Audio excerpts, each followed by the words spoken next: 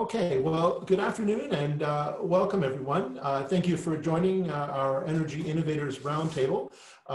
My name is Tom Timmins and I lead the energy group here at Gowling WLG. I'm absolutely delighted to be able to welcome our speakers and our guest host, Laura Van Soelen, today. The Energy Innovator Roundtables, we started here at Gowling's a number of years ago. Originally, they were breakfast roundtables where we aimed to have someplace between 25 and 30 people sitting at a table. Of course, that was all pre-COVID. So this year we switched to virtual meetings and numbers have grown. But we've continued the tradition and we've had a number of good discussions post-COVID. And I think today's will be one of the best that we'll have actually now that in that context. The point of the roundtables really was to facilitate an open discussion. Originally, we had Chatham House rules. We no longer have that. This session, just so you know, is being recorded. And for those participating in the audience, we welcome questions. Down at the bottom of your screen, you will see the Q&A function. You can post questions and our moderator, Laura, and our speakers will be keeping an eye on that. And we very much look forward to questions. Without further ado, I'd like to introduce our moderator today, my partner and colleague and friend, Laura Van Soelen. Laura is a partner at Gowling WLG in Toronto office. I've worked with Laura for more than 10 years and she's one of my favorite people at Gowling's. She's also one of my favorite lawyers and she's a terrific lawyer. Laura works heavily in the energy sector. She's got particular strength in SMRs and in nuclear. She works closely and alongside Ahab Abdelaziz, the amazing Ahab Abdelaziz, Robert Armour, Scott Fletcher, and others in the group. And she will be leading our session today. As I mentioned, this session is being recorded. The Q&A function is down at the bottom. I would encourage anyone who has a microphone that's working to stay on mute, but keep your cameras on. And with that, I'm going to pass it over to Laura to introduce our speakers. Thank you, Laura. Great. Thank you very much, Tom.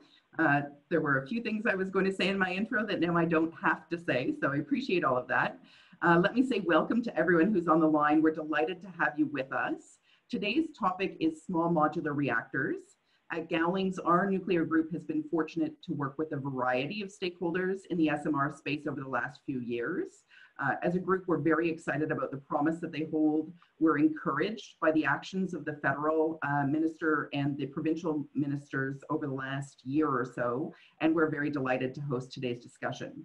Today, we'll hear from 5 terrific speakers on what governments, regulators, and industry in Canada have done, particularly since the release of the SMR roadmap in November of 2018, and what they should be doing to position Canada to be an early mover on deployment of SMRs. We'll begin with opening remarks from each of our speakers, followed by Q&A. So without further ado, let me introduce our speakers to you. And I'll first indicate everyone's names before we pass the baton or the torch, as it were, over to each of our speakers for their intro remarks. Our speakers are John Gorman, who is the CEO and President of Canadian Nuclear Association. Thanks for joining us, John. We have Catherine Mashonas-Cole, who is Country Manager Canada for X-Energy. We have Bob Temple, who's General Counsel of NuScale. We have Kun Chen, who is Vice President Licensing and Regulatory for Moltex Energy. And we have Eric McGoey. Eric is really fancy. He has 2 titles. His first title is Director of Remote Generation Development for OPG. And his second title is Engagement and Communications Director with Global First Power. So with that, John, I'd like to turn it over to you for your opening remarks, please. Thank you. Thank you very much. And I'm delighted to be here with all of you this afternoon. Big shout out to Gowling's. Thank you for inviting us to participate on this Energy Innovators Roundtable. It's really a very impressive and diverse audience that you've pulled together for these events, and a wonderful opportunity for the nuclear industry to be engaging in a discussion like this. And of course, I'm really pleased to be on a panel with the speakers that we have here today. who really represent some of the most promising and exciting technologies that are out there. And of course, we've got one of our largest utilities with us here today, who's been a real driver behind the SMR push in Canada. So thank you for that. I'll say a quick word about the organization that I'm with. I'm the head of the Canadian Nuclear Association. We're a national trade association representing not only the generators, but also an entire ecosystem of companies that are actively engaged in providing services and products to the nuclear industry. And it extends well beyond electricity into other very important areas like nuclear medicine, for example. And it includes academia and the wonderful laboratories that we have working on both energy and nuclear medicine related issues. I'll also just spend a moment to talk a little bit about my background for those of you who don't know me, because I think it's relevant to the discussion that we're going to have. So I've been involved in the electricity sector for about 20 years, but I'm new to the nuclear sector. A large part of my career has been spent trying to marry what we can do from an energy perspective with what our goals are, both nationally and globally as it relates to climate change. And in various capacities, I've tried to do that, whether in my work with utilities or as a developer of renewable energy projects, or in my past, most immediate past role, which was as the president and CEO of the Canadian Solar Industries Association. And as Tom knows well, we did a lot of work there, starting a storage division and also working to bring together the wind, storage, and solar industries together in one larger association. So I come to nuclear from that renewable background, and it was just driven out of a recognition that despite the incredible work and the important work that we've done as a national and global community with renewables, and I'm talking here about wind and solar in particular. You know, we've driven down the cost of those technologies so that they are low-cost tools now that the world is using, and they're vitally needed. But it's also the case that despite that progress and the investment and growth of those renewables, we're simply not making progress quickly enough as a world in terms of decarbonizing our electricity and our energy systems. 20 years ago, we were at 36% non-emitting electricity on the world's grids. And today, 20 years later, despite the remarkable growth in renewables, we're still at 36%. So what we need is we need something to complement renewables and other clean technologies that is also clean, and that's why nuclear is needed for our future and for a net zero 2050. I'm happy to say that Canada is a world leader in conventional nuclear as well as the next generation technologies that we're talking about today. And so those are the reasons why nuclear is important and why Canada is going to play an important role here at home and globally through SMRs. So what are SMRs? You know, the concept is not new, right? SMRs have been around for a long time. Icebreakers, submarines, aircraft carriers.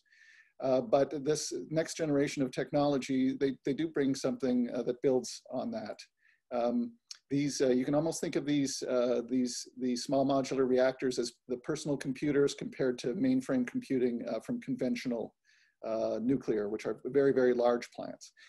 These small modular reactors you can build, fuel, and service in factory-like conditions. There's a manufacturing component to this because they're much smaller. So you get these economies of scale in design, construction, and operation. The designs are also, I think we'll hear from our panelists today, simplified. And they've got these inherent safety characteristics that make them very attractive. There's a variety of designs, as you're going to see, including molten salt and high pressure gas. They're very scalable. They're very, very scalable. You might think of solar or even wind in terms of scalability, but these range from, you know, as small as 1 or 2 megawatts to up to, we consider, 1 or 2 megawatts that, might provide heat and power to a remote community, or maybe 60 megawatts if you combine a number of these different units together in a modular way that could be used to decarbonize the extraction of oil and gas or mining operations, or as big as 300 megawatts, which we've got a couple on the books here that are going to be attached to the electricity grids in Ontario and Saskatchewan. So very, very scalable, which is important to know. Now, why is Canada a leader in small modular reactors? I just want to spend a moment on this. So Canada is a leader right now on small modular reactors, firstly because we have this incredible history of leadership, global leadership in conventional nuclear. And I'm talking here about our plants in Ontario and New Brunswick, but we also have a major refurbishment of these existing plants in Ontario going on right now, $26 billion refurbishment, which is, I think, the largest infrastructure project in Canada right now. It's going to go on for about 10 years. It's going to extend the life of these plants, which provide 66% of about 2/3 of our electricity in Ontario. It's going to extend the life of these plants, some of them into the 2060s. And what that means is that we have a very healthy ecosystem here, nuclear ecosystem, a platform on which to build into small modular reactors, and that's exactly what we're doing. But these two things are married. It's our long experience, and it's these ongoing refurbishments, this large industry which contributes about $17 billion a year to the GDP and employs 76,000 people, that is driving our ability to be a world leader. The other element to this is the unbelievable coordination and collaboration that we have going on between multiple parties. I'm not just talking about the utilities, who in this case have joined together for 4 utilities.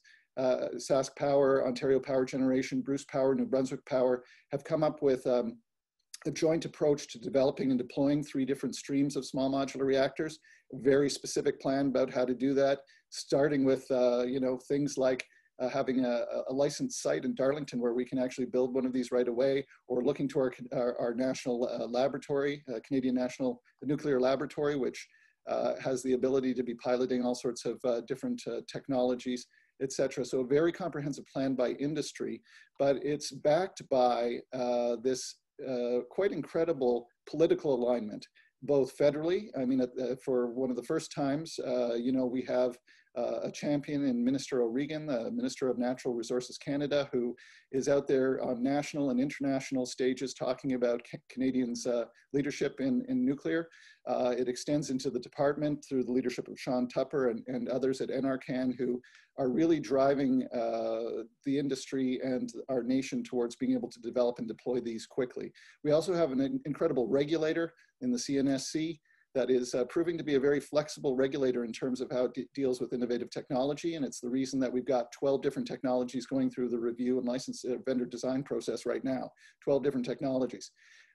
This is a very attractive place to be. And the last thing I'll say about the provincial side, and I think Eric is going to touch on this later, aside from this federal support, we now have 4 provinces, the premiers of 4 provinces, Alberta, Saskatchewan, Ontario, New Brunswick, who've signed a memorandum of understanding saying they want to deploy these in their provinces and their economies and help use those small modular reactors to meet their carbon goals. So incredible alignment is what our strength is right now, and a real detailed plan that we have in something called the SMR, Small Modular Reactor Roadmap, which we'll also touch on. Timelines, I'll just say quickly, they've already been deployed in other countries. We've got someone here from NuScale who's going to be talking about the exciting development that started in Idaho. As I mentioned, we got 12 different technologies in Canada going through the vendor design and licensing review process right now. The utilities are targeting 2028 for one to be connected to the electricity grid. And I know that some of the smaller units, the ones that could be deployed in oil and gas, mining, or First Nations communities, they could be available before that, and I expect that they will be. So this is going to help with our 2030 targets as well as our 2050 targets. But let's not forget that nuclear has been pivotal to us making our way towards our 2030 targets, right? It was on the backs of nuclear and that we were able to phase out coal in Ontario, for example. 89% of that coal was replaced with nuclear. And so between that and the refurbishments that are going on, we really are going to make it a big dent in our 2030 emission targets as well as our 2050 targets. I want to say a quick word about why I'm so personally excited about SMRs in the Canadian context. I could talk about this forever and I'm not allowed to do that. But what I will say is this, what is so exciting about SMRs to me is that they could literally be at the very heart of an energy transition for Canada leading to 2050. And I say that because they don't just produce electricity, they produce very dependable, high quality, high temperature, clean heat as well. So, you know, the fact that they're scalable and responsive on the electricity side means that we can help support intermittent sources of electricity like wind and solar and create new opportunities for them. But because these things also produce heat and in some cases store heat, we will be able to do things like help decarbonize the way that we extract oil and gas, or help mining operations get the heat and electricity that they need. We can help First Nations communities get off of diesel power to provide heat and power to northern communities. The heat can be used to produce hydrogen, which is a fuel that we're going to need as we go forward to decarbonize these areas that are very hard to decarbonize with electricity alone. And so it's by virtue of the scalability, responsiveness, but also the clean heat and power that is going to put it at the center of a transition, an energy transition for Canada. Very excited about that. And I think we're going to be able to export that sort of help to the rest of the world. Very last thing I'll say is on our small modular reactor roadmap. This was a process that was started under NRCan's leadership in 2018. Very heavy involvement by stakeholders across the board, including industry. It really has been an enabler of our industry to get coordinated on this front and to bring technologies like the ones we're going to hear from today front and center. The Canadian Nuclear Association has put together a secretariat which is essentially tracking, monitoring, and making sure that that industry is doing its part to deliver on this. And we're going to see that the action plan that is springing from this small modular reactor roadmap, this action plan that NRCan is leading, that has actually collected commitments from a very diverse group of provinces and territories and other communities, as well as users, is going to be brought out on November 18th, and that's going to be an exciting time. So I hope that was a good overview of the general context for SMRs, and looking forward to the discussion. Great, thanks very much for that, John. Catherine, on to you, please. Okay, thank you, Laura. Thank you, John, for setting the stage and where the SMR roadmap is. Just a little bit of background about myself. I've been in the industry here in Canada for almost 35 years now, and yeah, I was involved in some of the early discussions on the roadmap at the executive of the Nuclear Association before you joined, John. I want to thank Laura and Gowlings for putting this together and including me. I'm delighted to be here with the colleagues and the panelists that are here. So thank you very much for that.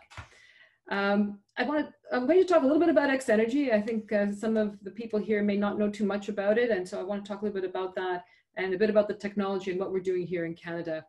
So X-energy, very much the type of things that John was just talking about. It's focused on really transformational nuclear energy technology, technology that can be a linchpin inside an energy system or inside the energy industry.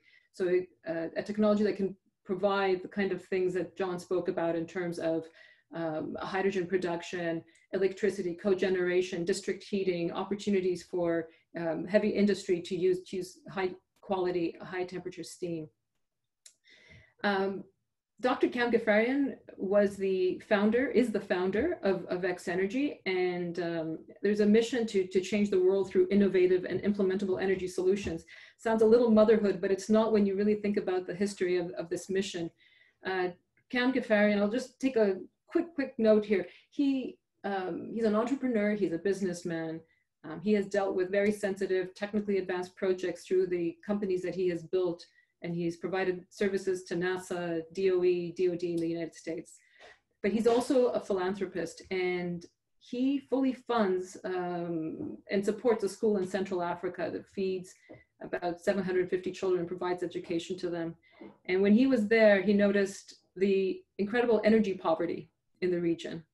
And that was the impetus to getting X-Energy really off the ground, where he saw that it doesn't matter how much education and potential he may give these children, their opportunities are stunted because of the energy poverty and the lack of opportunity that results in.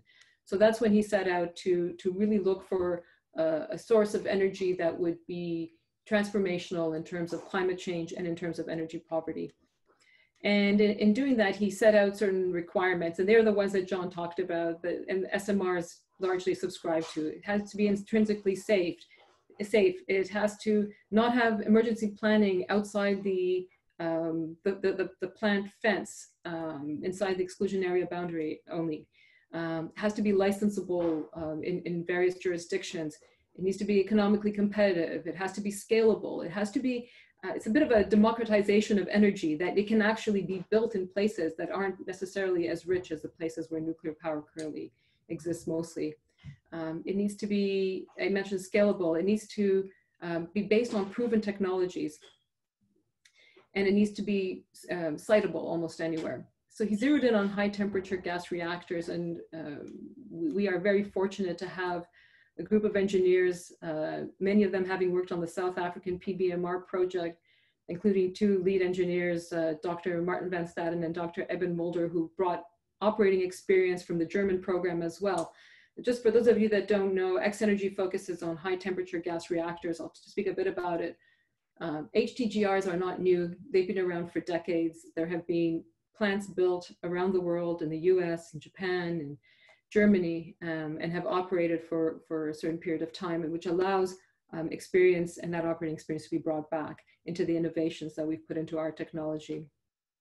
Dr. Ghaffarian also noticed that we were running a commercial and strategic risk with respect to fuel supply. So that's when he hired a fuel guru, Dr. Pete Papano, who is a TRISO expert, and he developed the capability to produce TRISO and improved on the production and the manufacturing processes that existed to create a remarkably consistent TRISO fuel form. And the TRISO are little tiny particles. I'll get into that a little bit.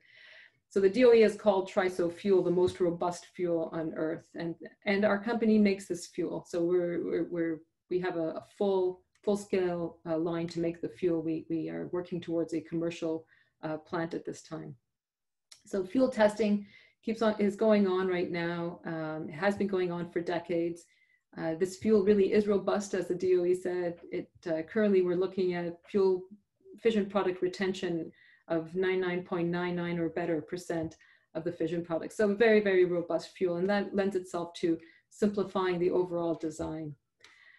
So high temperature gas reactors, some of you out there might know what they are. I was very excited when I learned about them, and I'd love to sit here and talk at length about what they are, but I don't have that much time. We don't have days, unfortunately. So I will just let you know that our high temperature gas reactor is a pebble bed reactor. We have these little tiny TRISO particles that are inside. This is a lemon, it's not a pebble, but it's the right size.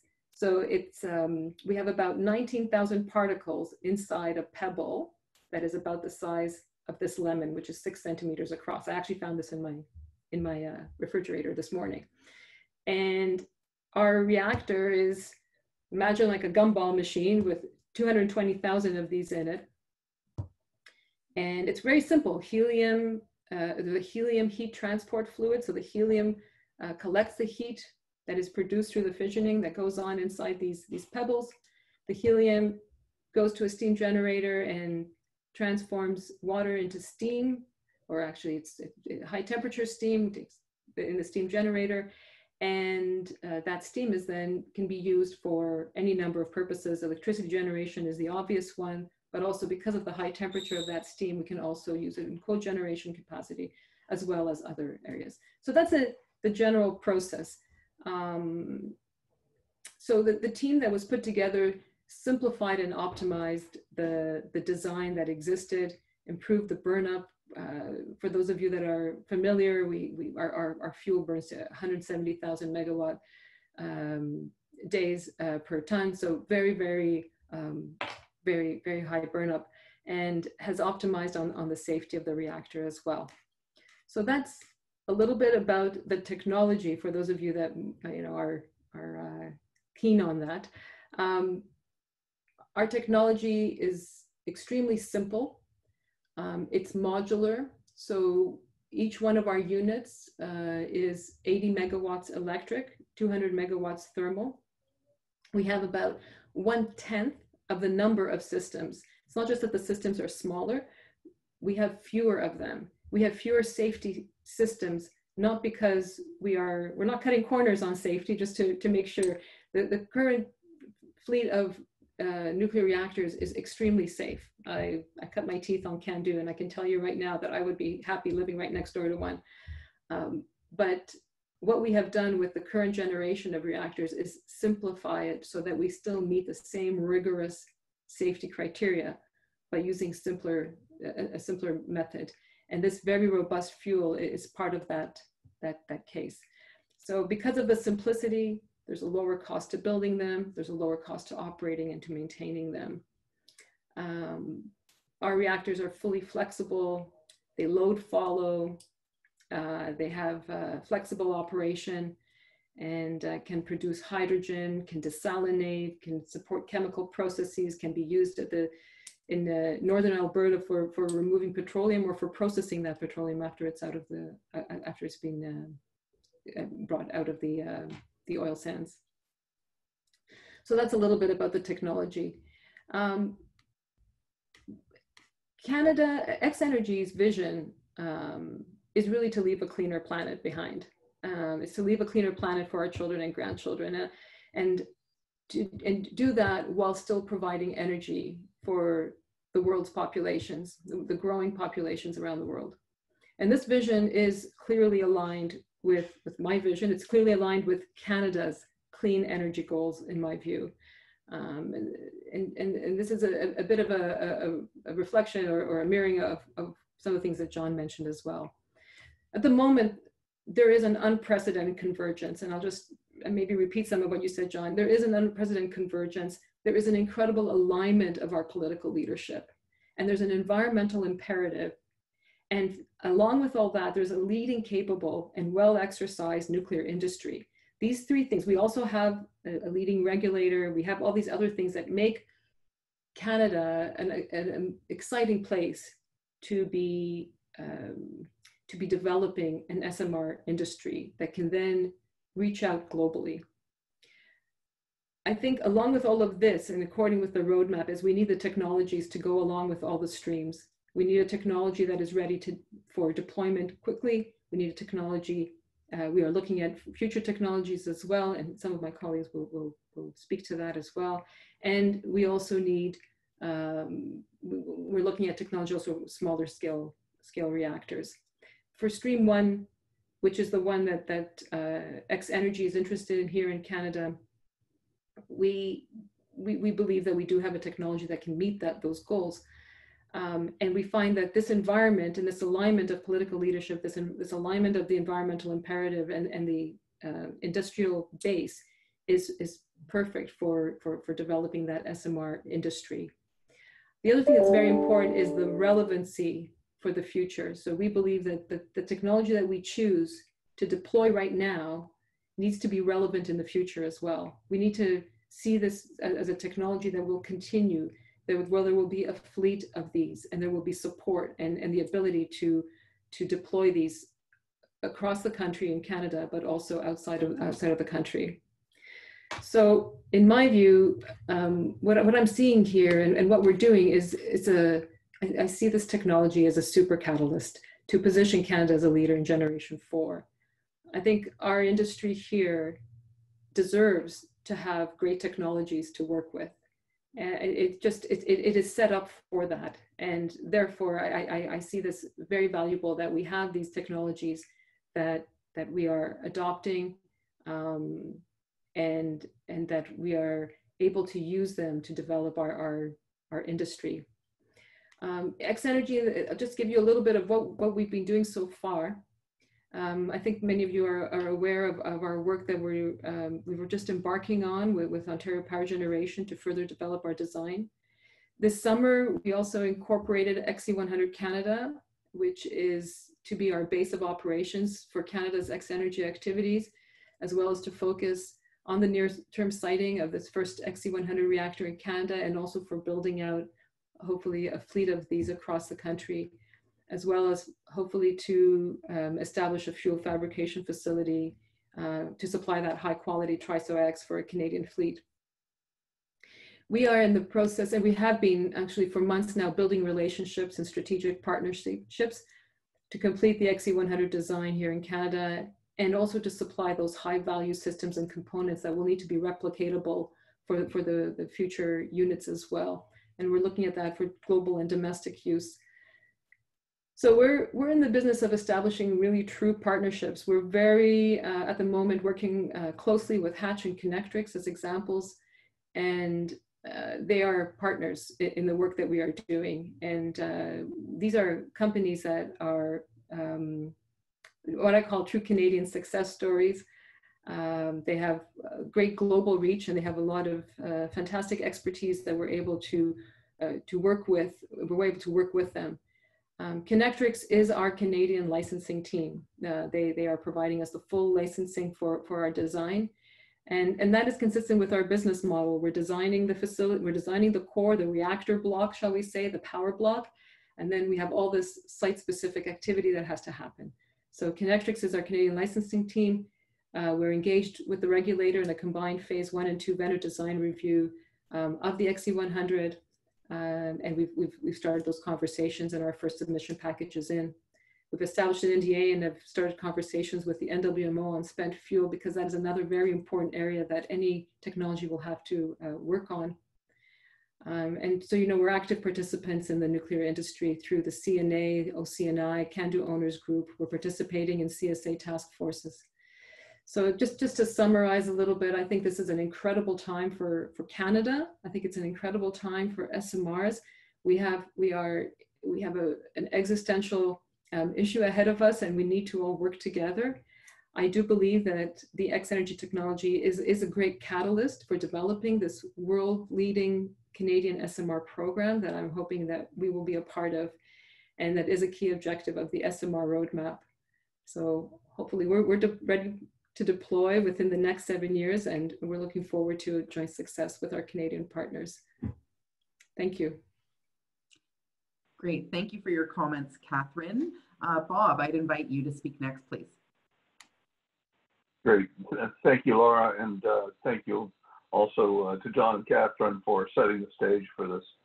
And I'll try to sort of build on some of what they've had to offer. I'm going to use the crutch of slides, however, so if you'll bear with me to help us level set a little bit with regard to what NuScale is and where we're going. Next slide, please.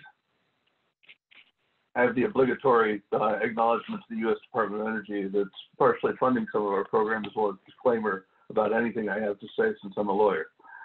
Next slide, please. Okay, so a little bit of background about NuScale. Dr. Jose Reyes actually started NuScale back in 2007, thinking in a few years he could commercialize the concept, and here we are many years later, and we're still working towards commercialization, but we're a lot closer than we were then. A couple of things happened really to get NuScale get going and approaching commercialization.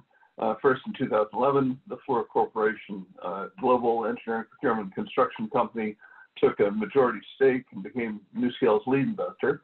And second, in 2013, NuScale won a competition, a competitive bid for a cost share award from the U.S. Department of Energy. And thus far, we've received over $300 million from DOE to help fund us. Today, we've accumulated a patent portfolio of more than 530 patents granted or pending in over 20 countries. There are over 400 NuScale employees and 6 offices in the U.S. and an office in the U.K. And NuScale design has undergone a rigorous design review by the U.S. Nuclear Regulatory Commission. I'll talk a little bit more about a few of those things here in a little bit. Next slide, please. So the technology, it's groundbreaking technology that features a fully factory fabricated SMR.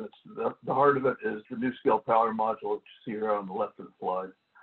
The power module is an integral nuclear steam supply system with the reactor core down bottom center, the steam generators, and the pressurizer are all contained in a single vessel. It's in a containment, all in a box, the same box. The simple design eliminates reactor coolant pumps, large bore piping, no large locas, and other systems and components found in large conventional reactors. And the simplicity results in extremely strong safety case and reduced capital and operating costs. Each module produces up to 60 megawatts of electricity. In our sort of normal configuration, we say, up to 12 modules for 720 megawatts gross, but we've been evaluating and working on detailed designs associated with smaller combinations of for applications that don't need that kind of power. Next slide, please. So this shows the module, if you keep pushing buttons, where it is in the reactor building, and then in turn where the reactor building is relative to a customer site, with turbine halls on either side of the reactor building, and then of course all of the other infrastructure, switchyards, cooling systems necessary to make a NuScale plant. All of this is on a site that's about 30 acres in size. Next slide. So NuScale's SMR technology is a new approach to nuclear power. The modules are constructed in a factory in parallel to the construction of the reactor building and balance of plant. So the modules are then shipped to the site, ready to be installed in the reactor building. And so there's no field fabrication, erection, or construction of the power modules themselves. The modules come from the factory ready to be fueled and installed in individual bays in the reactor building. And this drastically reduces the construction time and costs as compared to large nuclear power plants. The modular aspect of the technology provides for flexible operation and multiple uses beyond providing baseload electric power, just as Catherine had mentioned in her presentation. Next slide. So NuScale's been blazing the trail to commercialization with the advanced reactor space for a long time, as I mentioned before. We're the only SMR designed to undergo design certification review by the U.S. Nuclear Regulatory Commission, and having invested $1 billion to date in the development of the technology, you can see we've come a long way. But as you can also see in the graphic, it's a very tall mountain to climb all the way to the operation of our first nuclear NuScale power plant, which we expect in the late 2020s. Some notable milestones that have past and present and future include the NRC's approval of our design in August of this year.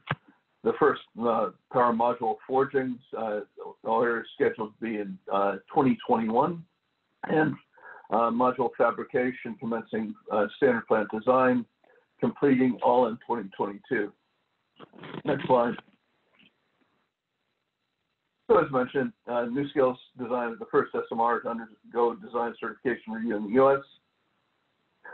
We announced in August 2020, the U.S. Nuclear Regulatory Commission completed phase 6, which is the issuance of the final safety evaluation report. And that represents completion of the technical review and approval of the SMR design. And it's so customers can proceed relying on the fact that the safety aspects of the design have all been addressed. This is extremely important to bring SMRs to market, and it's an unparalleled accomplishment relative to other SMR technologies. The final outcome of this process further cements NuScale's position as a leading SMR design in the market, as the only design ready to bring the benefits of our carbon-free energy to the homes of customers only a few years from now. Next slide. NuScale has been engaged with the CNSC in a combined phase 1, phase 2 vendor design review. NuScale has made 2 significant submittals thus far, allowing reviewers to inspect sections of the plant at a time, and we plan to submit other sections in December and more in 2021 to complete the review. NuScale has been engaging with prospective customers in Canada for the past several years. Continue. Next slide. So we're working with our first customer, the Utah Associated Municipal Power Systems, or UAMPS, on the first plant that will be located in DOE's Idaho National Lab site. Site mobilization for the first NuScale plant will begin next year. We'll break ground on construction in 2023, creating jobs and substantial economic benefits for the region almost immediately. We expect to complete 12 module plants that will be America's first operating small modular reactor plant. The ability for NuScale plant to replace power lost by retiring coal plants was the key reason why UAMPS decided to move forward with NuScale's technology for its carbon-free power project, as shown by a recent quote from UAMPS CEO Doug Hunter. Next slide, please. We recently commissioned an internal study with our utility advisory board members that own coal generation assets to examine the feasibility to repurpose existing coal plants already slated to retire. The first 720 NuScale plant has a small physical footprint, around 30 acres, as I mentioned previously, which can be built on an existing coal plant site. The extremely strong safety case, which would satisfy conditions needed for approval of a site boundary emergency planning zone, would allow NuScale plant to be built and sited at coal plant locations in areas where the community has grown up around the plant, and for coal plants that have been located at the end of the line or in distributed generation locations. The unparalleled capabilities of the NuScale technology make it ideal for an ideal repowering solution. Next slide, please. NuScale power modules are factory made, but where's the factory? Since 2018, we've been working with BWXT on the manufacturing of our NuScale power modules. The upper module, which is part of the NuScale power module, it's the most complex, includes the steam generator, pressurizer, and other key components we expect would be made in Cambridge, Ontario. Next slide. So, as we estimate about 14,000 direct supply chain jobs would support deployment of a NuScale plant in Canada. There's significant opportunities for Canadian suppliers and specifically Indigenous and other suppliers based in Ontario. And we are making key decisions about our worldwide supply chain as we approach our first deployment. Next slide. So Fluor has been operating in Canada as an engineering procurement construction company for over 70 years. Their scope of supply would be the rest of the plant outside of the NuScale power module, which includes all of the components that you see on this slide and more. And so, they've already got an established supply chain, and we expect that they would expand that supply chain and focus for the NuScale plant deployments. Next slide. So while our immediate focus is on our first plant deployment in the United States, we continue to engage with a number of potential customers in the U.S. that have passed or intended to pass legislative initiatives aimed at reducing greenhouse gas emission. And we've seen growing customer interest on the global scale as our technology nears commercialization. Having first mover advantage, seeing our technology be the first to complete a top-tier major regulatory review, and deployed in the 20s sets NuScale apart from the competition. Other government utilities see NuScale's SMR as a viable long-term solution for meeting energy and water needs, as well as carbon emission reduction goals. We've signed preliminary agreements with customers in Canada and Romania, Czech Republic, Jordan, and many other countries to explore the possible deployment of our technology. Next slide. So NuScale is the future of energy. Our concept for smarter, cleaner, safer, and cost-competitive energy source is in closer commercialization with over a decade of R&D and testing and engineering design. And with that, next slide, I think I close out. That's it. Great. Thank you very much, Bob. Koen, I'll turn it over to you now, please. Thank you, Laura. Thank you for inviting us to this event. My name is Koen. I'm with Motex Energy. Like Bob, I'm going to use a few slides. Can we go to the next one, please? So let me maybe introduce a little bit. So who we are as Motex. Motex Energy founded in the UK with the objective of developing a technology that can enable low-cost, clean electricity. So our goal is to develop affordable energy to everyone. That's very important to us. And we moved to Canada a few years ago. We set up office here because we think Canada is currently the world leader in terms of developing small modular reactor. We have got a wonderful environment here to develop new technology, new nuclear, in terms of a regulation, policy, customers. We have got the opportunity to build the first of a kind molten salt reactor at NV Power's Point Lepreau site. So since then, we have formed a team in St. John, New Brunswick.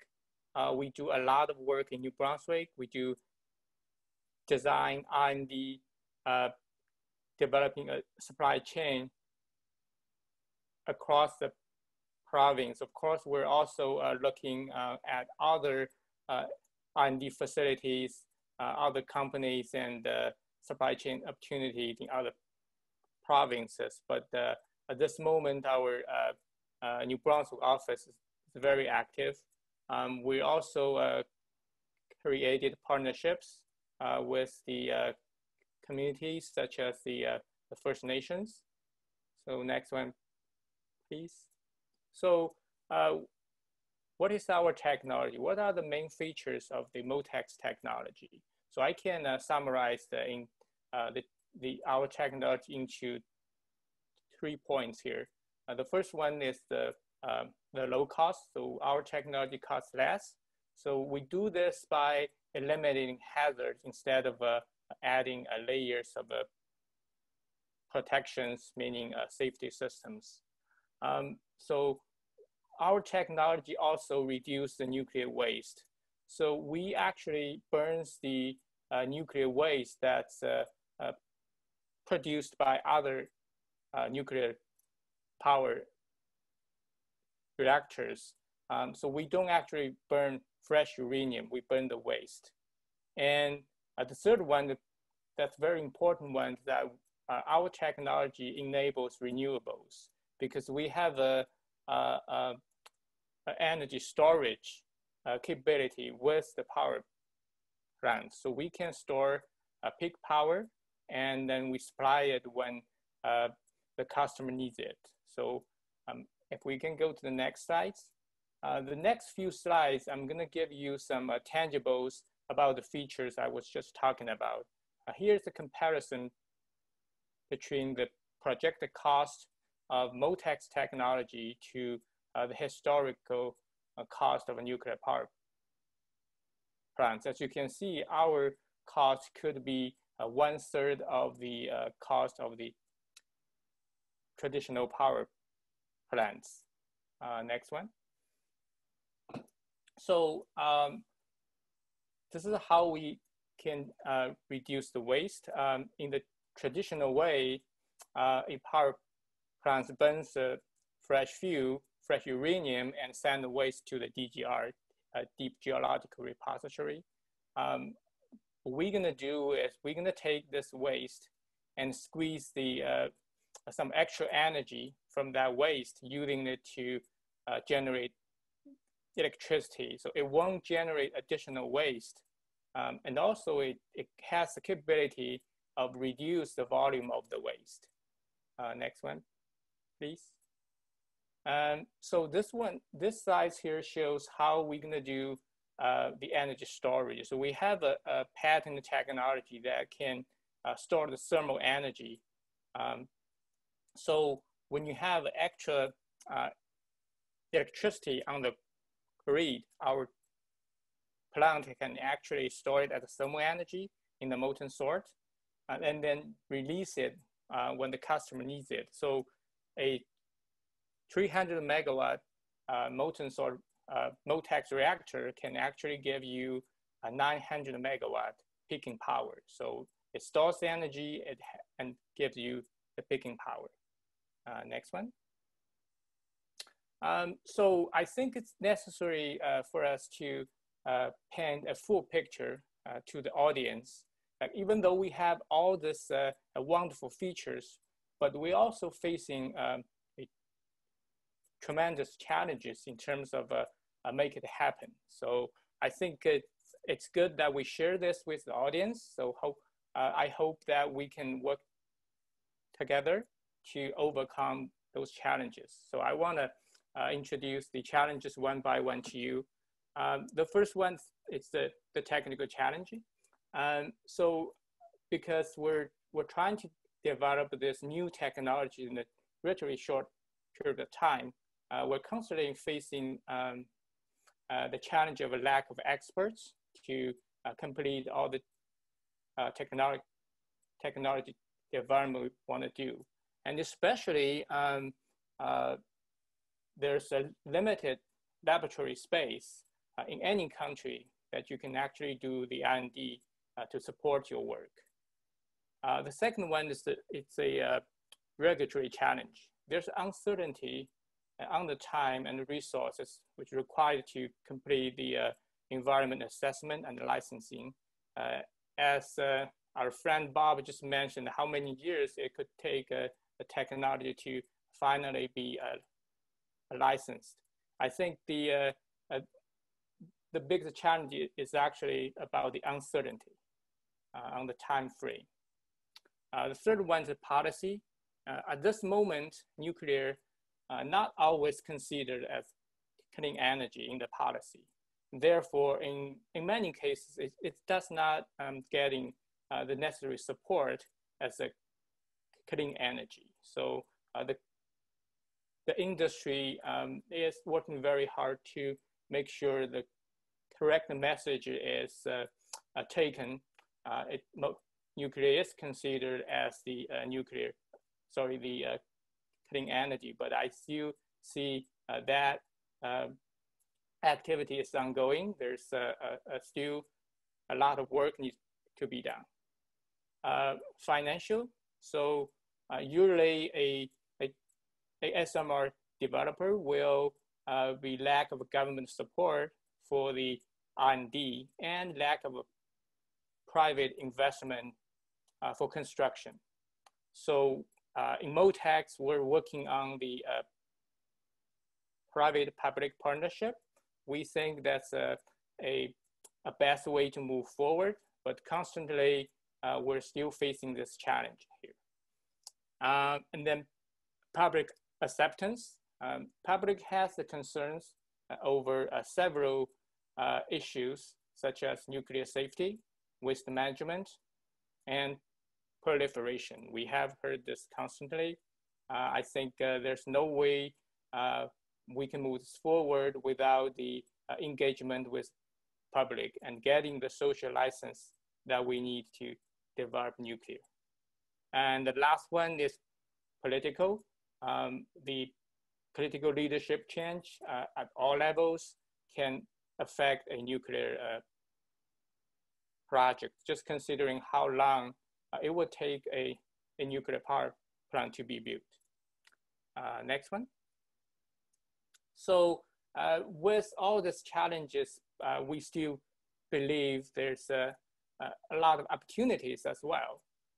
So I try to divide things into near-term opportunities and long-term benefit. So in the short term, when we do the nuclear technology development, we generate high-value IP and local jobs.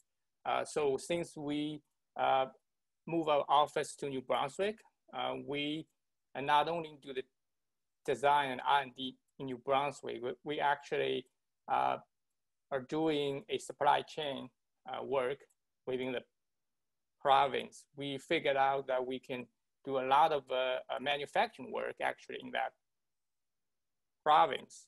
But we can also do a lot of work in other provinces. So overall, the development, so even before we actually set up the power plants, there's a lot of benefit to the GDP of the local and tax revenues to the community. So we expect that every $10 million we invest in SMR, it actually contribute 8.5 million to the GDP and create 93 full-time equivalent jobs there. That's the short term. And in the long term, even if a small percentage of this technology we're trying to build in Canada can be realized, it would be a transformative for local economy. So whenever we develop this technology, we generate this high value jobs that could completely change the community. So whichever the province, the city was willing to support SMR, it will get tremendous benefit in the long run. So, and if we build a power plant, then we expect that the average household could save more than $300 per year on lower electricity costs.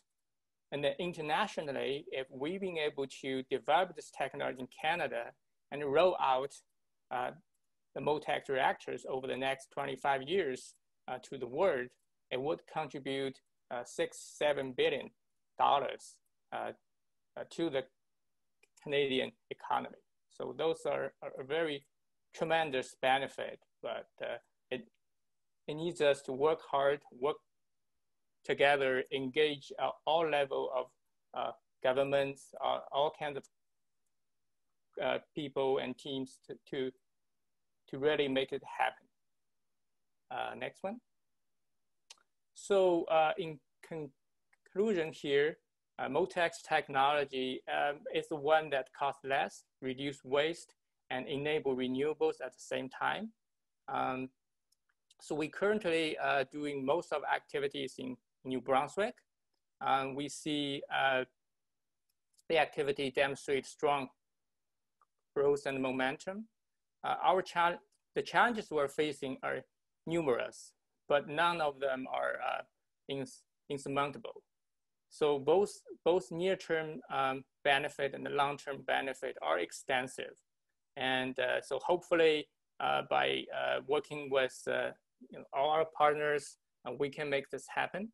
And I believe the clean energy potential is endless. Thank you very much. Great. Thank you very much, Koen, for your comments. Eric, we'll turn it over to you, please. Thanks, Laura. So there's been so many great presentations already. I want to try to build on those and maybe tie some themes together a little bit because we've heard some really good content. And so I'm more than happy to talk in detail about OPG's Stream 1 on-grid plans or our partnership with Ultrasafe Nuclear Corporation, our Global First Power project at Chalk River, which is aimed at the off-grid Stream 3 market, competing more against diesel generation in places where the provincial transmission lines don't go. But I thought it might be useful to pick up on some of the big picture themes that we've heard so far and really talk a little bit more about the market and the opportunity.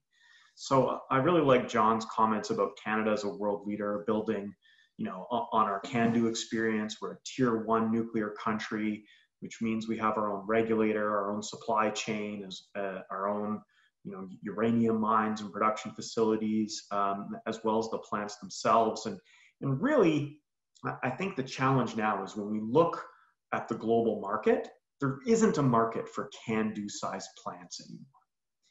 And you heard from both Catherine and Bob talking about coal replacement and the opportunity there, that as countries and jurisdictions are more and more concerned about carbon, they're looking at getting off coal and looking at other fuels. And really, if you want to move to natural gas, that can cut your carbon emissions basically in half from coal. But if you can use SMRs to replace that coal-fired electricity, then you're almost at zero in terms of reducing that carbon. And so one of the reasons we have this sense of urgency is you look at a province like Saskatchewan that has committed to getting off coal. And really, if we're being realistic, they have three options. They can either import hydro from a neighboring jurisdiction. They can use SMRs if they're ready and commercially viable, or they can build gas plants. Well, if they build those gas plants, they're going to run for 25, 30 years to, pay back the capital cost of building them in the first place.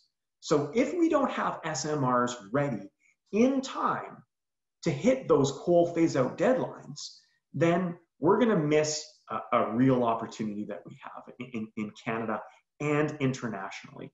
So again, if we're being honest about the market here, provinces that have tremendous hydro assets like BC, Quebec, Manitoba, Newfoundland and Labrador are not going to be interested in being first movers on SMRs.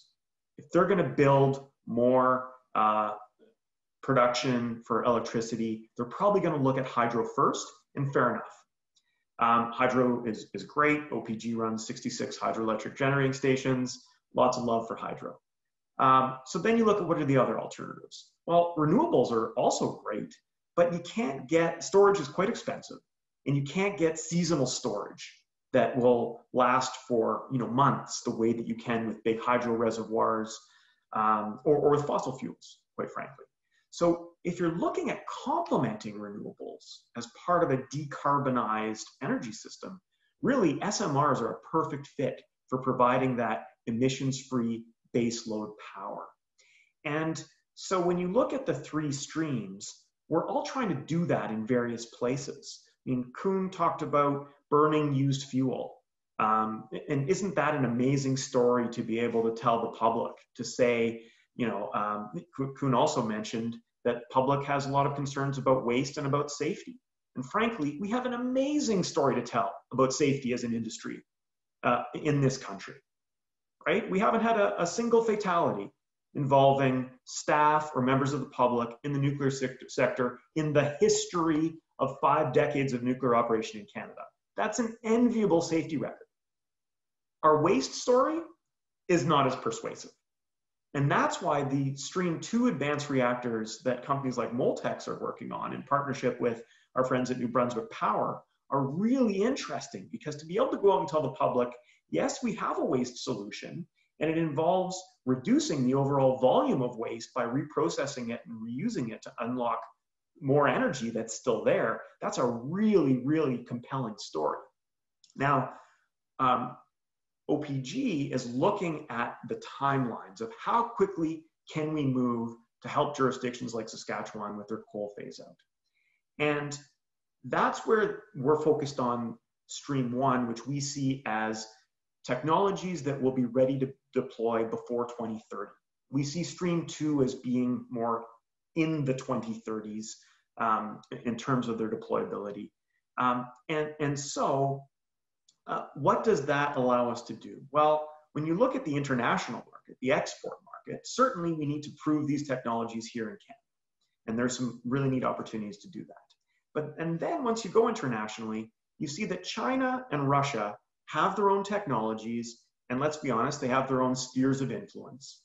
And we are probably not going to go sell in their markets, but there's a whole bunch of markets, Europe, parts of Africa, for example, that would be very, parts of Asia, that would be very interested in either Canadian or perhaps Canadian US or Canadian European partnerships that are not willing to bet on Chinese or Russian technologies. And so there's a really interesting opportunity here. And so we are doing some work as OPG, I think, to try to figure out what the art of the possible is here. So off-grid, we've got our GFP partnership with USNC, and that's about using SMRs as an alternative to diesel generation in places where transmission lines are not affordable. And so that's going to be most attractive to remote mines and remote communities. And so really what we're trying to do at Chalk River is a commercial demonstration, because one of the challenges is for all of the excitement around SMRs, which is well-deserved, the end of the day, there's very few companies who could give you a firm delivery date and a firm price if we ask them for one tomorrow. And so the Chalk River project is about fixing that problem so that we could tell you, if you run a remote mine, yes, based on your energy needs, you need 2 modules. We fuel them once, they run for 20 years, and it's going to cost X dollars per megawatt over that 20-year lifespan. We'll take care of the licensing, we'll take care of the operations, and we'll decommission it and take it away when it's done. So you're just buying electrons. And that way you don't have to worry about the diesel transportation issues, you don't have to worry about future carbon costs, you don't have to worry about your inability to buy diesel futures. So that's an interesting market for off-grid SMRs. And OPG is not the only company that is involved there, or even the only utility. Just last week, Bruce Power announced a partnership with Westinghouse on their eVinci technology. So that's 2 different technologies that we're looking at in Stream 3. Then you look at Stream 2 is overwhelmingly being led by New Brunswick, Moltex and Arc Energy, the 2 companies there. So I'm not going to speak on their behalf, but I think Koen did a great job talking about the opportunity there. And then Stream 1, that goes back to the Pan-Canadian cooperation. So you think back to last December when in Memorandum of Understanding was signed between the premiers of Saskatchewan, Ontario, and New Brunswick. And there's been a lot of work that's been done by the utilities in those 3 jurisdictions. So SaskPower, New Brunswick Power, OPG, and Bruce Power to kind of deliver on some products to make that Memorandum of Understanding something tangible and that really moves the needle in terms of progress post-SMR roadmap. So I think November is shaping up to be a pretty exciting month for SMRs. Just while we were doing this this conference, this roundtable, there was an announcement. I don't want to steal anybody's thunder, so I won't get into much detail, but there was an announcement by the federal government of some funding through their Strategic Innovation Fund related to SMRs, which is obviously great news. And the utilities that have been working together on the interprovincial MOU have put together a feasibility study that is on the cusp of being released.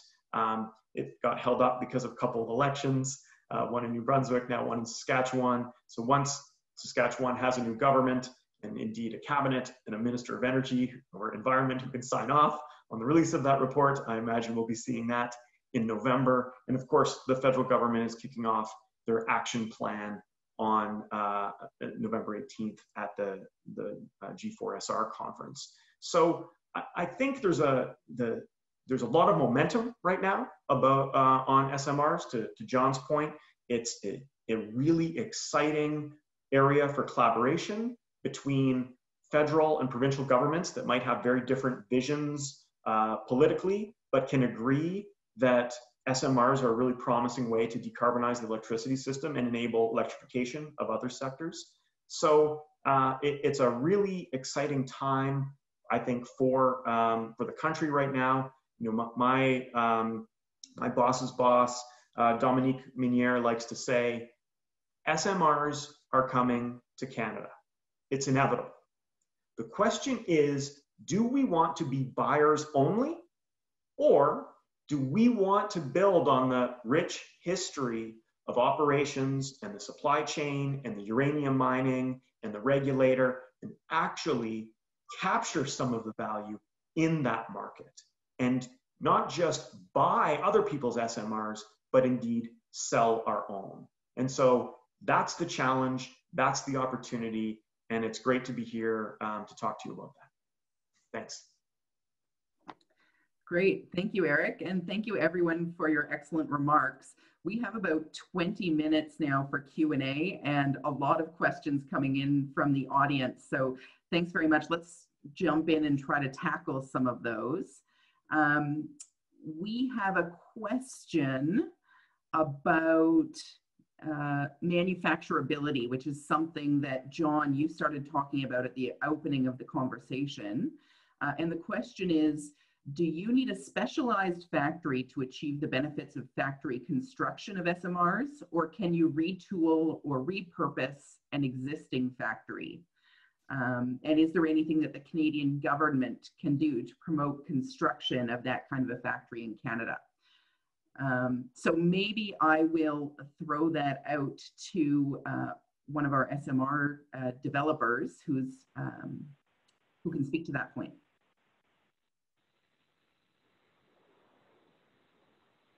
Oh, Bob, are you, Bob and Koen both want to talk? Bob, why don't you go first? I think your hand was up first, or your microphone was off first. Sure, and then I'll defer to Koen. We have been working with BWXT Canada on our manufacturing plan extensively since 2018. They don't have to do a lot of retooling. Their capabilities in nuclear are well known. They've been manufacturing steam generators, replacement steam generators, reactor vessel heads for decades. So they have the capability to do what they need for our product. Koen? Yes, so we have done a supply chain study last year. We're working with OCNI to refine that study. So I know the numbers are changing every day, but my impression was that the majority of the components can be made in the existing facilities for our technology. Laura, I'll just add a little bit of overall context to that and go back to this fact that because of this major refurbishment that is underway right now, this $26 billion refurbishment that, as I mentioned, is, I think, Canada's largest infrastructure project right now, will continue for 10 years. We have a sector here that's firing on all cylinders, right? And this incredible supply chain, Bob mentioned BWXT Canada, which is global leader in terms of the sort of manufacturing that it does, but we can look to other companies like SNC-Lavalin, which equally is, doing so much work here, but also in the United States in nuclear. And, this healthy ecosystem combined with these tier one companies who've got such a long history in Canadian nuclear really do provide the capacity with their supply chain based here in Canada to be able to provide all sorts of products and expertise to these things. Yeah. If I could just add as well, just from our point of view, I think there are two questions here. One is on the ability to actually manufacture the components and the systems, and the other one is on the modularization of it and to actually create the modules that you would then transport to install and limit or minimize any on-site work that would need to be done. And I think the answers at the beginning are very similar to what I would say. I mean, our technologies, there are generally any components or systems are TRL 7 or above. So things that can be manufactured fairly readily, and the supply chain here in Canada is capable of producing the kinds of things that we need, at least the great majority of them, definitely over 80 or 90% of them, if not more. But then the other question is about establishing a fabrication facility, perhaps to create super modules where you might be able to be moving prefabricated sections of the facility. And that is something that we're just working on right now in terms of studying how that would be. But, and I think as we have more units in the queue, having a dedicated facility for developing, creating those modules would be of value. To follow up on that, what does factory manufacture and modularization, what impact does that have on, say, a construction schedule for siting of an SMR? Eric, do you want to talk about this? Sorry, you caught me responding to questions in the chat.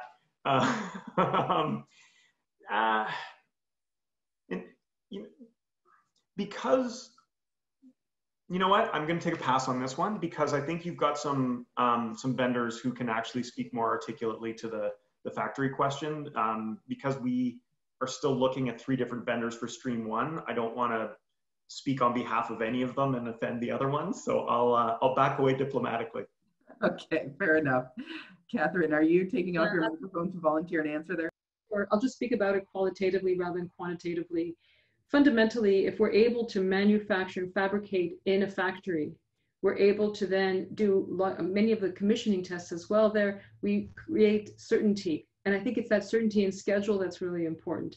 And as we produce the next of a kind, the first of a kind will always be a first of a kind, but as we get to the next of a kind, we develop more certainty, both in terms of schedule and cost and so forth. So I think these are the kind of things that we're looking at with fabricating something in a set factory environment, as opposed to welding and doing things on site in large quantities, where you end up with having to do all your testing then on site. John, sorry, go ahead. Yes. You know, I think part of the important proposition of small modular reactors is this idea that by being able to manufacture either the whole unit or, you know, significant components of the unit in a manufacturing plant and then shipping it to site is where the cost effectiveness efficiencies are going to come from. And it is also dependent on the number of units that we're manufacturing and shipping out there. And so this is a legitimate, legitimate factor in terms of determining whether or not small modular reactors are going to be really cost competitive. And I think Canada is an ideal testing ground for this, because the market is actually there in the three different streams that Eric was outlining. I mean, our plans currently right now see the deployment of multiple units in various markets. And while Canada, relatively speaking, is a small market, you know, from global standards, we do have the market runway here to actually demonstrate that these things are not only useful in all of the ways that we were talking about them being useful, but that they can be cost competitive as well. So I'll just add that to the mix. Great, thank you. We've had some questions about operation of SMRs and whether independent remote operation is feasible. Perhaps I'll throw it out to the SMR developers for you to comment on that. Bob, it looks like you were first to the. I just kicked off, or others can add, but we've already set up simulators that reach out to other locations. We have just deployed a simulator at Oregon State University, where the server is actually operating systems within our sphere of influence that we control. And so we've clearly got the capability of doing remote operation. We actually have NRC approval for 6 operators in the 12-unit control room right now, and we have them evaluating 3 operators in the control room. And the fact of the matter is that we see the ability to operate multiple units at a distance as being something that's not only technically feasible, but something that's desirable for the future, especially as you look at remote locations and being able to install units in faraway places. Yes. Yes, go ahead. I could also add, we've been avidly working on a digital twin to allow for remote maintenance and establishment of maintenance requirements remotely. So that is part of a larger program in the United States. There were several grants given out, one of them to our group, but also to others to work on the concept of digital twinning. So yeah, I just wanted to add that is a major initiative within the SMR world as a whole. We're not the only ones. We are all, I think, looking at this as it's a very important aspect to reduce costs in terms of maintenance and operations, especially when you're looking at a fleet deployment. Obviously, that's when it becomes of value. So if I may, Yes, our technologies are actually focusing on the a larger power station. So technically, we're able to do this, but our focus is really on reducing the operational cost we think the remote operation is really applicable to the power plant with lower power level, those micro reactors to be building the remote communities. Maybe Eric has more insight into that issue.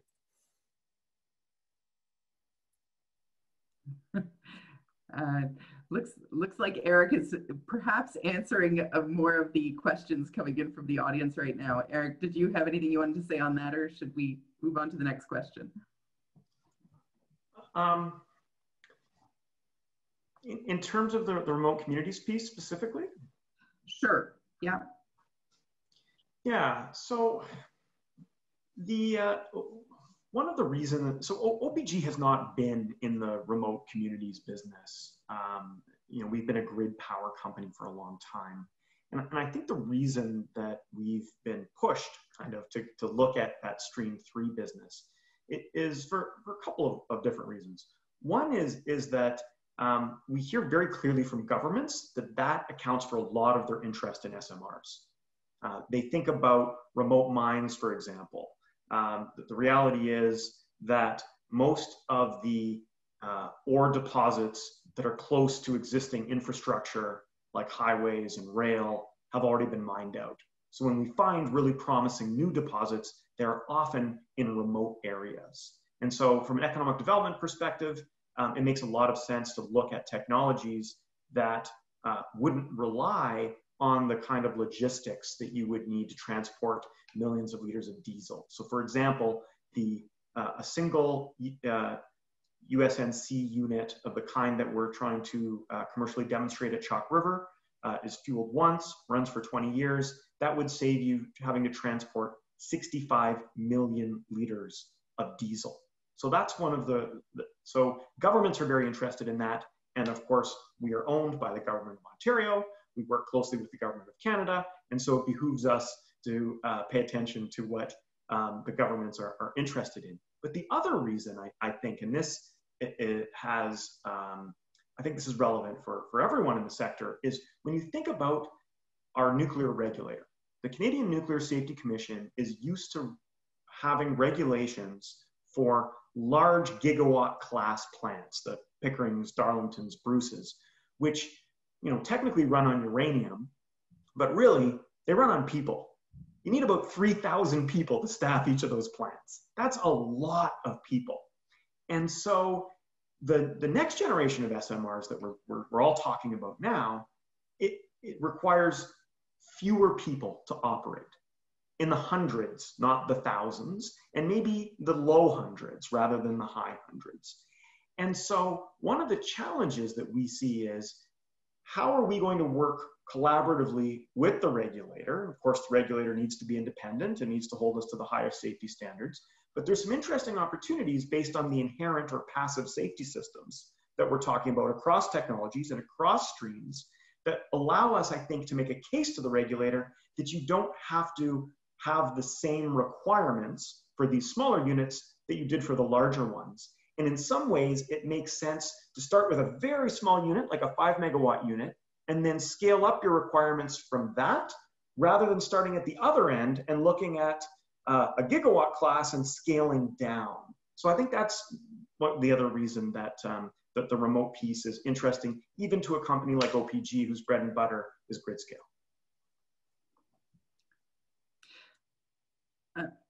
I wanted to give perhaps the Canadian Nuclear Association a chance to talk about the announcement that Eric made reference to a few moments ago in his remarks. John, do you want to address that?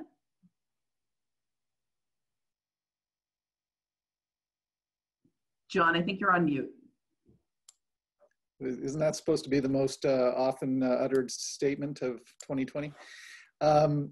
So look, very exciting news for the industry, right? In my opening comments, I talked about Canada's advantage being the really incredible level of coordination and collaboration that we have in all of these different facets, right? The the utilities, these 4 utilities that have agreed on a pathway to development and deployment of small modular reactors with real markets and real opportunities, and what the provinces and the feds have done in terms of statements on the matter, our innovative regulator, which is important, and our laboratories, et cetera. I mean, our advantage really has to do with our plan and the level of coordination that we have right now to actually execute. What's been missing is the financial contribution from the federal government in terms of bringing these new technologies through first-of-a-kind deployment, licensing, siting, et cetera. And that's a costly process.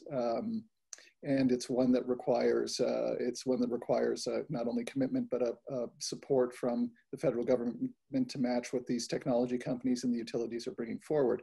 So what we saw today was basically bringing in that last ingredient, the missing ingredient. I think it's a very promising first step to really putting into full motion this machinery that we've got in place. And let's hope that in the coming weeks and months we see further signals from the federal government here that they're all in. Thanks very much, John. And actually that takes me to a question that I'm hoping will weave together some of the questions that are hanging out there from the audience. We heard from a couple of the speakers today that the federal government is going to be releasing an SMR action plan in November of this year. And we have a number of questions from the audience about whether we think Canada will be the first jurisdiction to have a commercial SMR sited here, and what needs to happen to make sure that that is the case. So perhaps I'll ask each of the panelists, what are your predictions or your hopes for what might be released in the SMR action plan coming out in November? Eric, we'll go to you first because you're in the top right of my screen. Thank you. So I think we've got a lot of reasons for optimism in terms of what we're going to see in the action plan. I think Minister O'Regan has been more comfortable publicly speaking about SMRs and the fact that there is no path to net zero without nuclear than some of his predecessors that we've seen in that portfolio have been. And so that's really encouraging. And so I expect that NRCan and the federal government are going to try to build the widest possible coalition through that action plan and bring in not just the traditional industry folks. I mean, one of the criticisms of our industry is sometimes that we're really good at talking to each other and really bad at talking to other people outside of our group. And so I think NRCan is wisely trying to broaden that circle and bring, not just Indigenous communities and organizations to the table, for example, but also even broader civil society groups looking at post-secondary education and so on. And so I think there's going to be a great breadth of people brought to the table, which is really encouraging. And then what I think needs to be in there, well, frankly, I think we saw the first drips of that this afternoon with an announcement about committing real money. Because at the end of the day, if the plan only has words and doesn't have dollars, it's not going to be much of a plan. The federal government, I think, has heard loud and clear from utilities and companies across the country that the federal government needs to be involved in some of the risk sharing, particularly around first of a kind.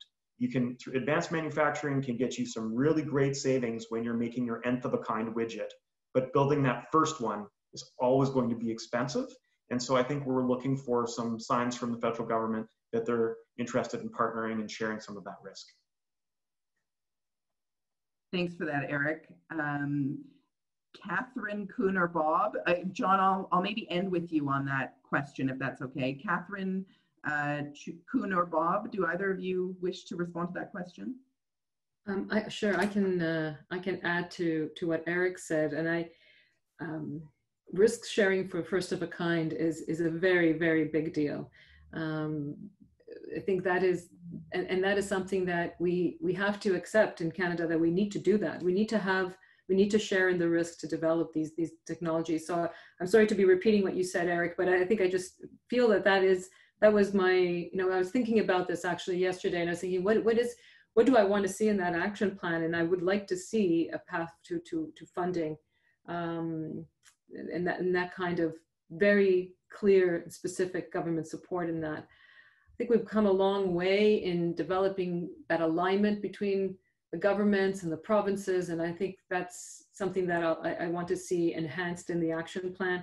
The funding is a really big deal. The other thing that I would like to see in order to move many of these SMR technologies forward is a path towards having enriched uranium and a fuel supply for these advanced technologies.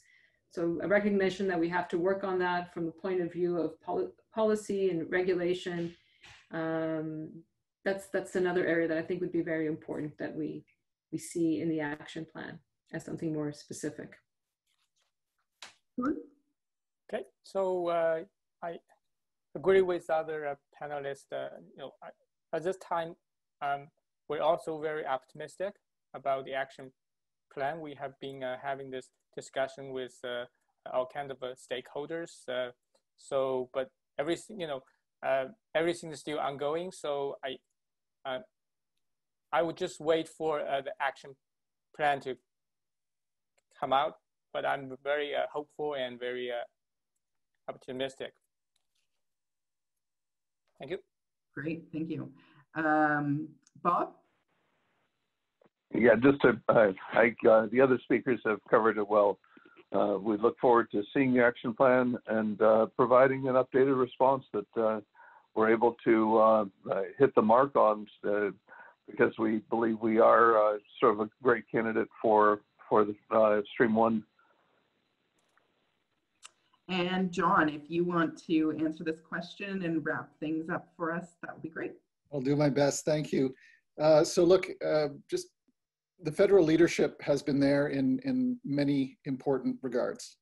When it comes to the SMR action plan, the SMR action plan is not about money, right? The SMR action plan is about demonstrating the commitment of industry and demonstrating that there are markets out there and stakeholders who want to have their technologies deployed for various purposes that are going to meet their heat and power and climate objectives.